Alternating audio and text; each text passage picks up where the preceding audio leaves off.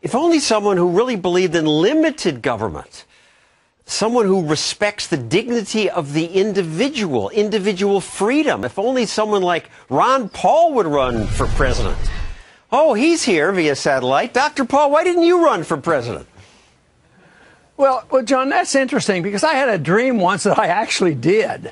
And I had a dream that I was doing very well and that I won the primary in Iowa. And boy, I woke up that next morning, I went out and watched the TV.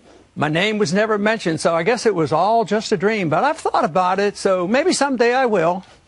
And hence the point of my joking introduction. You were often ignored by not this program, but many in the media. But you did get in the Republican primary more than 2 million votes.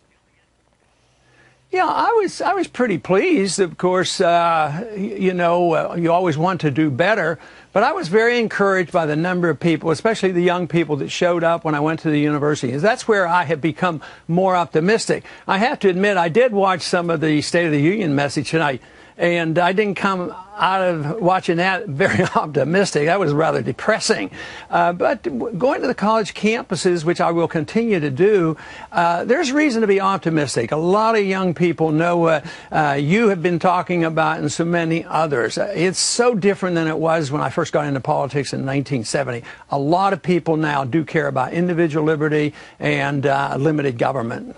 And you didn't attend many states of the union, you and a few other congressmen. It was, I don't blame you. It just, I mean, some of these guys show up 10 hours early to be at the end of the aisle so they can get their faces on TV. It's a big suck-up fest.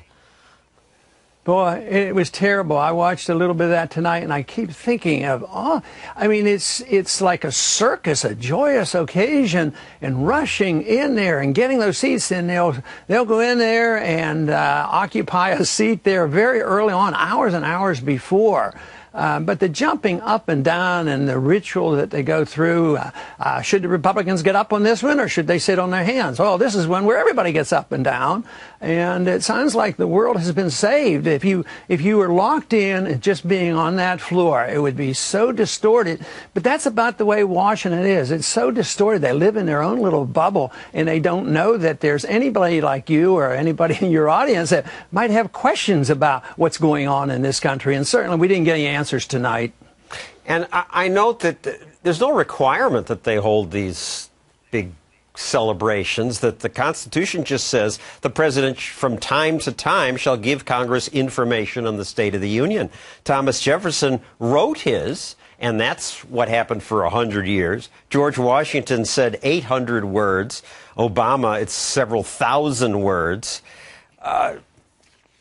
That depresses me. I'm going to drop that. Are there younger members of Congress now? You have retired. Are there younger people who give you hope? Oh, yeah, certainly. The numbers aren't great, but, there's 6 to 12 that are going to do a very good job, and that's a lot more than there had been during the many years that I was there. So that's very encouraging. But you've endorsed a few: Representative Justin Amash, Senator Ted Cruz, sure. Thomas Massey, and Ted Yoho, right, Kerry Bentaviolo, Steve Stockman. Yeah, and that's a real good start. And we do need a lot more, but the truth is, I don't think we can, after listening to a speech like that, we should be convinced that this spending isn't going to quit before we have a calamity. That's what I think is going to happen. But that doesn't mean we shouldn't stop trying to change people's minds. But to think that next year or in 2 years from now we're going to have more members of Congress and we're finally going to come to our senses and we're going to vote against some of this largesse for all the special interests and we're going to bring our troops home and they're going to repeal and restrain the president from assassinating American citizens, his so-called right to do that. It's not going to happen. There's going to be a serious problem, economic, and a crisis here where there will be a decision made by the people, mostly the young people right now that are in college and getting out of college, on what kind of a system we have. We have an outline. It's been around. It's called the Constitution. And if we would go in that direction once again, we could solve some of our problems. But right now, it's not going to be gradual. I think it's inevitable we're going to have this financial crisis, which is going to be very, very serious. The answer is in the Constitution. I happen to have one here. I'm always struck by how thin it is compared to the laws that we now must obey. Right. You were in Congress 35 years. Anything get better? No, it all got worse. You know, the spending always went up, and government got bigger, and more wars, and more printing of money, and more power to the Fed, more central economic planning. But that's what you see on the surface. In the 1930s, most of the things you saw on the surface was defense of liberty, and even Roosevelt ran on a balanced budget and a gold standard in 1932. So I think the reverse is the case now. Everything on the surface looks like it's welfareism and warfareism forever. But I think underneath there's this smoldering desire that is growing by leaps and bounds that's saying that a lot of these people in this country have had enough of it. And I think tonight, you know, he talked about a lot about gun controls. I don't think the American people are going to put up with that. And I think this awakening is coming, is on its way. So I would like to do my share in trying to nourish that awakening. He did talk a lot about gun control, but he never mentioned the word drone once. Yeah, that's the gun we ought to really control. I think the drone missile is, and our drone warfare is one of the most dangerous things. You know, when I left Congress, I listed in my speech that attack on civil liberties was our most serious threat.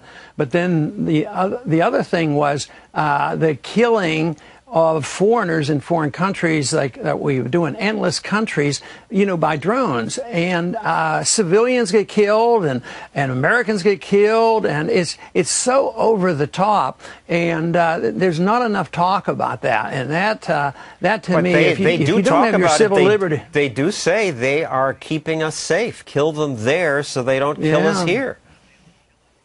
Yeah, that's what they say, but every time they kill a civilian over there, you probably get 10 more that are dedicated to the principles of what the Al-Qaeda stands for.